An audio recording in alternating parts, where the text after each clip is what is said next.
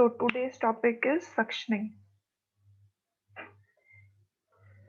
First, I'll teach you the introduction of suctioning, which includes when a client is unable to clean respiratory tract infection with coughing, the nurse must use suctioning to clear the airway. It means जब patient खुद से अपना respiratory tract में जो infection जो secretion है उसको नहीं निकाल पा रहा, कफ करके स्नीज करके, तो नर्स एक सक्शनिंग एक टेक्निक होती है, वो प्रोसीजर होती है जो वो यूज करेगी to clear out all the secretions from the patient's airway, ताकि पेशेंट्स के एयरवे से जितना भी सिक्रीशन है वो बाहर निकल सके। तो पहला है हमारा ओरोफेरेंजियल सक्शनिंग, ठीक है, जो ओरल और फेरेंजियल रूट से हमारा अंदर जाएगा। It the process of removing secretion from oral cavity and pharynx, ठीक है, ये एक प्रोसेस है जिसमें हम क्या करते हैं, जो भी सिक्रीशन होता है वो ओरल रूट, ओरल से माउथ का सिक्रीशन या फिर फेरिंग्स का सिक्रीशन बाहर निकालेगा, तो उस चीज को, ऐसी सक्शनिंग को हम बोलते हैं ओरोफेरेंजियल सक्शनिंग। फिर है ओरोट्रेकियल एंड नेजोट्रेकियल सक्शनिंग। इसका मतलब कि it is a necessary when client is unable to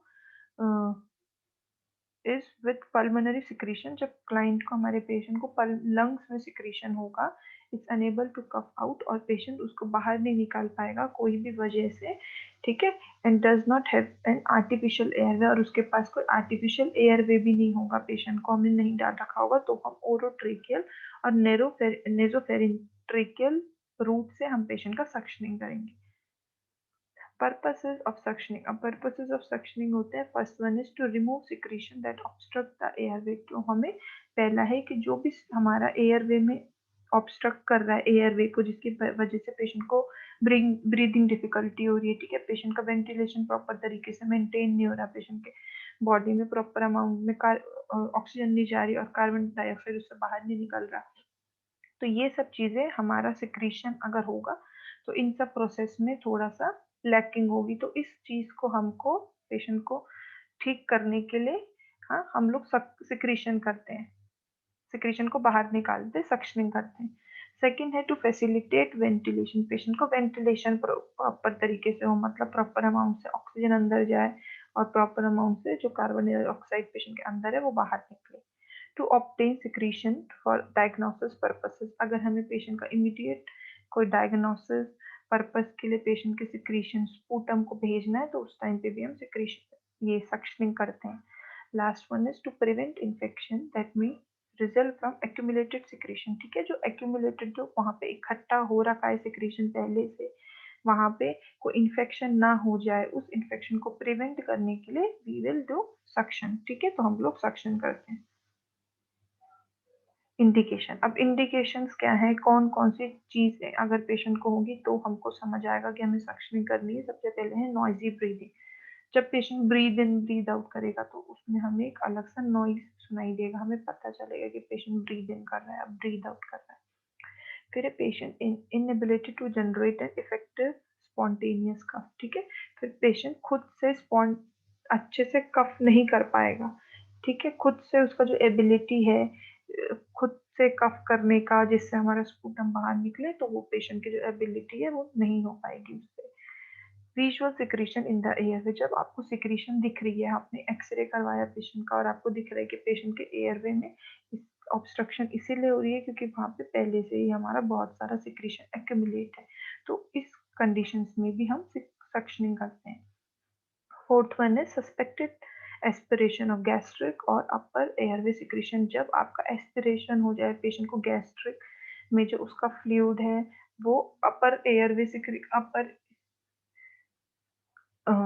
upper respiratory system में उसका आ जाए, तो उस टाइम पे हम लोग उसका सक्शनिंग करते हैं। उसके बाद है clinically apparent increase work of breathing, ठीक है, जब आपको दिख रहा है कि पेशेंट को बहुत जोर लगाना पड़ रहा है ब्रीद इन ब्रीद आउट करने के लिए, तभी भी हम लोग सक्शनिंग करेंगे। फिर है हमारा deterioration of atrial blood gas, जब हमारा एबीजी एबीजी में जब हमारा कार्बन डाइऑक्साइड का लेवल ज्यादा आएगा और हमारा ऑक्सीजन का लेवल जब कम आएगा और कार्बन डाइऑक्साइड का लेवल जब ज्यादा आएगा, तो उस टाइम पे भी हम लोगों का सक्शनिंग करते हैं। फिर है पेशेंट रिक्वेस्ट सक्शनिंग, और जब पेशेंट खुद से आपसे रिक्वेस्ट कर रहा है कि सिस्टर अब मेरे को कफ बाहर नहीं निकल रहा, मुझे ऐसा लग रहा है कि अंदर बहुत कंजेशन है, ऑब्स्ट्रक्शन है, मेरे को सांस लेने में दिक्कत हो रही है, तब भी आप डॉक्टर से पूछकर पेशेंट को सक्शन कर सकते हो। लो ऑक्सीजन सैचुरेशन, जब पेशेंट का ऑक्सीजन सैचुरेशन लेवल बहुत कम है, और वो इसीलिए है क्योंकि पेशेंट का ऑब्स्ट्रक्शन हो रखा है अंदर, तो इस वजह से भी आप उसका सक्शनिंग करोगे। फिर है radiological changes consistent with retention of pulmonary secretion, ठीक है। जब पेशेंट का एक्सरे करोगे, रेडियोलॉजिकल चेंजेस में हमारा एक्सरे आता है, एमआरआई, ये सब चीज आती है। तो जब आप अपर रेस्पिरेटरी सिस्टम का एक्सरे करोगे तब आपको पता चलेगा कि वहाँ पे पेशेंट को पल्मोनरी सिक्रीशन है, जो लंग्स के अंदर सिक्रीशन की रिटेंशन है, वहाँ पे अभी भी इकट्ठा हो रखा है पल्मोनरी लंग्स में हमारा सिक्रीशन सारा। अब आर्टिकल्स क्या क्या नीडेड है हमारे सक्शनिंग के लिए। First one is appropriate size sterile suction, ठीक है। जब एप्रोप्रिएट साइज का स्टेराइल सक्शन कैथीटर हमारे पास हमें चाहिए होगा। फिर है smallest diameter that can remove secretion effectively 14 to 18 French, और उसका डायमीटर होगा वो बहुत ही कम होना चाहिए, 14 to 18 फ्रेंच, ताकि हम उससे अंदर का जो भी सिक्रीशन है उसको इजीली रिमूव कर सकें। फिर है पोर्टेबल और वॉल सक्शन एपरेटस, ठीक है। पोर्टेबल सक्शन वॉल होनी चाहिए हमारे पास, इस पेशेंट के साइड में होनी चाहिए, ताकि हमें वहां पर हम उस सक्शन ट्यूब को, सक्शन कैथीटर को अटैच कर सकें, और जितना भी सक्शन पेशेंट के अंदर है जब हम उसको साफ करेंगे तो वो सारा उस एपरेटस में जाके इकट्ठा हो जाए। फिर स्टेराइल वाटर और नॉर्मल सेलाइन इन बाउल, ये हमारा सक्शन का मशीन, ठीक है। ये सक्शन के बॉक्सेस हैं, ये दोनों अटैच होते हैं हमारे सक्शन कैथीटर में, तो जितना भी पेशेंट को सक्शन होके आएगा वो सारा यहाँ पर हमारा डिपॉजिट होगा। फिर है फेस मास्क। फेस मास्क इसीलिए ताकि जो अगर हमारे से बाई चांस कोई ट्यूबिंग निकल जाए तो वो स्पिल आउट होने से बचने के लिए हम लोग फेस मास्क यूज करते हैं। ग्लव्स इसीलिए यूज करेंगे, क्लीन ग्लव्स और स्टेराइल ग्लव्स देखकर कि कौन से, कहाँ से हमारा रूट है जहाँ से हम सक्शन कर रहे हैं, उसको देख के हम डिसाइड करेंगे कि we have to take sterile gloves और क्लीन ग्लव्स, ठीक है, ताकि पेशेंट के सिक्रीशन को हमें बेयर हैंड से टच नहीं करना होता, तो इसके लिए हम लोग ग्लव्स पहनेंगे। फिर है टॉवल और वाटर प्रूफ पैड। फिर पेशेंट के हम टॉवल यूज करेंगे या वाटर प्रूफ पैड यूज करेंगे। टंग डिप्रेसर, नेजल और ओरल एयरवे। अब procedure, first one is we have to assess the sign and symptom which indicate presence of upper airway secretion। सबसे पहले हमें पेशेंट का साइन एंड सिम्टम्स देखना है कि पेशेंट, जिससे हमें पता चले कि हाँ पेशेंट को अपर रेस्पिरेटरी सिक्रीशन है, ठीक है। गर्गलिंग रेस्पिरेशन हमें दिखेगा पेशेंट का, रेस्टलेसनेस दिखेगी पेशेंट को, वॉमिटस इन माउथ देखेंगे कि पेशेंट को वॉमिट है माउथ में या फिर उसका माउथ ड्रूलिंग कर रहा है। Explain the procedure in client and also to relatives. फिर हमें जो प्रोसीजर है वो क्लाइंट को एक्सप्लेन करना है, और जो हम उसके रिलेटिव्स हैं उनको भी एक बार एक्सप्लेन करना है। Prepare necessary equipments and supplies. फिर जितना भी नेसेसरी इक्विपमेंट्स हैं हमें हमें उन सबको प्रिपेयर करके रखना है, और जितना भी सप्लाईज हैं उन सबको भी अपने पास इकट्ठा करके रखना है, ताकि प्रोसीजर के बीच में हमको इधर उधर ना जाना पड़े।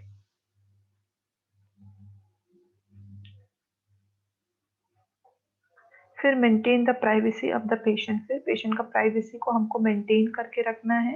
Give semi Fowler position to patient with the head turn to one side. फिर पेशेंट को हमें सेमी फॉलर पोजीशन देना है, और पेशेंट का जो हेड है वो एक तरफ को टर्न करके रखना है। Place the client in semi Fowler position and with neck hyperextended, या फिर हम पेशेंट को सेमी फॉलर पोजीशन दे सकते हैं जिसमें उसका नेक को हाइपर एक्सटेंड करके रखना है। Place an unconscious client in a sideline position facing toward the nurse। और जो unconscious patient होगा, ठीक है, जो conscious नहीं है हमारा patient, उसको हमें sideline position देनी है, और उस तरफ को sideline देनी है जिस तरफ से nurse का face होगा, जिस तरफ। Place a towel और on the pillow और under the chin। तो हमें एक towel को रखना है पेशेंट के पिल्लो के नीचे या फिर उसके चिन के नीचे। Select the proper suction pressure for type of suction unit. फिर हमें प्रॉपर सक्शन प्रेशर यूज करना है अलग अलग टाइप के सक्शंस के लिए, जैसे कि 100 to 150 mm ऑफ Hg हम किन के लिए प्रेशर यूज करेंगे, जो एडल्ट होंगे। 90 to 110 mm of Hg in children, ठीक है, and 50 to 95 mm of Hg in infants. ये हमारे सक्शन वॉल का प्रेशर है और ये हमारा एज लिमिट है कि कितने एज में हमें कितना सक्शन का प्रेशर रखना है। वॉश हैंड, प्रोसीजर करने से पहले हमें पेशेंट अपने हाथ अच्छे से धोने हैं। Wear gloves, then use gloved hand with coiled catheter, attach the catheter to the connection tubing of suction machine। उसके बाद हमें अपने gloved hand से जो कैथीटर है उसको कॉइल करके पकड़ के रखना है और फिर उसको हमें जो सक्शन का जो मशीन है उसकी ट्यूबिंग से कनेक्ट करना है। Approximate the distance between the client ear lobe and tip of nose and the forefinger of that point। और हमें approximately हमें इतना इंसर्ट करना है। वो डिस्टेंस हम कैसे मेजर करेंगे, क्लाइंट के ईयर लोब से नोज तक और फिर नोज तक, and place the four finger at the point. और उस जगह पे हमें अपना फोर फिंगर को उस पॉइंट पे मतलब प्लेस करके रखना है, जिससे आपको पता चल जाए कि अप्रोक्सीमेटली हमें कितना सक्शन कैथेटर पेशेंट के अंदर डालना है। फिर है moisture the distal 6 to 8 centimetre catheter dip with sterile solution. फिर जो डिस्टल पार्ट होगा हमारा कैथेटर का, सक्शन कैथेटर का, उसका 6 to 8 सेंटीमीटर हमें उसको मॉइस्चराइजर करके रखना है। मॉइस्चर करके रखना है कैसे, स्टेराइल सॉल्यूशन या हमने जो नॉर्मल सलाइन ले रखा है या फिर स्टेराइल वाटर ले रखा है उसमें एक बार डिप करके निकालना है। फॉर नेजोफेरिंग सक्शनिंग, नेजोफेरिंजियल जो सक्शनिंग होती है उसके लिए gently insert catheter into the nostril, guide the catheter medially along the floor of nasal cavity. ठीक है, जब हम लोग नेजोफेरिंजियल सक्शनिंग पेशेंट को करेंगे तो gently insert catheter into the nostril, guide the catheter. उसके बाद हम जेंटली, हम बहुत जेंटली धीरे धीरे से सर्कुलेटरी मोशन में कैथेटर को नोज के अंदर से, नोस्ट्रल से हम पेशेंट के अंदर डालेंगे, कहाँ तक, on the floor of nasal cavity तक। For oropharyngeal sectioning, oropharyngeal suctioning मतलब ओरल रूट से हम पेशेंट को डालेंगे फेरिंग्स तक। इसमें क्या है, gently insert the catheter into the one side of mouth. हमें कैथेटर को धीरे धीरे जेंटली सर्कुलेटरी मोशन में माउथ के एक साइड से इंसर्ट करना है, and guide the catheter to the oropharynx. ठीक है, और फिर ओरल फेरिंग्स मतलब फेरिंग्स तक हमें कैथेटर को अंदर डालना है। Do not apply suction during insertion, और हमें इंसर्जन के अंदर कैथेटर को अंदर डालने के टाइम कि हमें जो सक्शन करनी है वहां तक पहुंचाने तक का जो टाइम होगा उस टाइम पे हमें सक्शन को अप्लाई नहीं करना, प्रेशर अप्लाई नहीं करना है। ठीक है, while withdrawing the suction part with thumb, gently withdraw it by rotating। और उसके बाद जो निकालते टाइम हम जो ऑक्लूडेड जो सक्शन का जो पार्ट है उसको अपने थंब से ऑक्लूड बंद करके रखेंगे ताकि सक्शन और ना, वो प्रेशर है वो और ना लगे, और धीरे धीरे जेंटली हम बाहर निकालेंगे सक्शन को। The procedure should not take more than 15 seconds inside lungs। और जो ये प्रोसीजर है ये 15 सेकंड से ज्यादा नहीं होना चाहिए सक्शनिंग का प्रोसीजर लंग्स के अंदर। Flush the catheter with sterile solution and apply suction. और उसके बाद जो कैथीटर है उसको हमें स्टेराइल सॉल्यूशन से वॉश करना है एक बार, सक्शन अप्लाई करके। Suck the secretion from mouth और under tongue after suctioning नेसोफेरिंग्स। Wash hands after suctioning and discard the use catheter. उसके बाद हमें हैंड्स को अच्छे से सक्शनिंग के बाद धोना है, और जो हमारा यूज कैथीटर है उसको रेड वाला जो हॉस्पिटल में बीन होता है उसमें जाकर डिस्कार्ड करना है। कभी भी हम एक कैथीटर को दोबारा से रीयूज नहीं करेंगे सेम पेशेंट पे, मतलब चाहे वो सेम हो चाहे अलग हो, कभी यूज नहीं करेंगे। Record the amount, consistency, colour, order of secretion and client response to procedure. ठीक है, हमें फिर रिकॉर्ड करके रखना कि अमाउंट ऑफ सिक्रीशन कैसा आया, क्या कैसी कंसिस्टेंसी थी उस सिक्रीशन की, क्या कलर था वो जो सिक्रीशन आया बाहर। ठीक है, कैसा ऑर्डर था सिक्रीशन, कोई पंजेंट स्मेल तो नहीं थी, ठीक है, एबनॉर्मल स्मेल तो नहीं थी। ये सब हमको रिकॉर्ड करके रखना है। क्लाइंट रिस्पॉन्स टू प्रोसीजर, और क्लाइंट ने उस प्रोसीजर में कैसा रिस्पॉन्ड किया। ठीक है, कोऑपरेटिव था पेशेंट की नहीं था, या सक्शन के बीच में हमें कोई और पेशेंट को साइड इफेक्ट हो गया। ठीक है, ये सब चीजें भी हमको देखना है। ये देखो हमारा पेशेंट को एंडोट्रेकियल सक्शनिंग हो रही है। इसमें जो सक्शन कैथीटर डाला है हमने ट्रेकिया से डाला है, ट्रेकियल जो ट्रेकियोस्टमी कर रखी थी पेशेंट की, आर्टिफिशियल ओपनिंग इन ट्रेकिया, वहां से हमने पेशेंट को सक्शन कैथीटर अंदर डाला है। पॉइंट्स टू रिमेंबर, अब हमें क्या क्या चीजें याद करके रखनी है सक्शनिंग के टाइम पे। सबसे पहला है apply the catheter of appropriate size, हमें एप्रोप्रिएट साइज का ही कैथीटर यूज करना है according to the age. By gently while suctioning, ठीक है, बहुत आराम से सक्शनिंग पेशेंट को करना है और तेज तेज सक्शनिंग नहीं करना, और सक्शन प्रेशर था वो भी अकॉर्डिंग टू एज हमें सेट करके रखना है। Do not suction for more than 10 और 15 सेकेंड्स, ठीक है, और सक्शन को हमें 10 to 15 सेकेंड से ज्यादा नहीं करना। During suction if patient coughs withdraw the catheter immediately, और अगर सक्शन के टाइम पे अगर पेशेंट कफ करेगा तो उस टाइम पे हमको कैथीटर को एकदम से बाहर निकाल देना है। Flush catheter after each suction with sterile saline, ठीक है, और हर सक्शन के बाद हमें पेशेंट का जो कैथीटर है उसको बहुत एक स्टेराइल वाटर से वॉश करके करना है।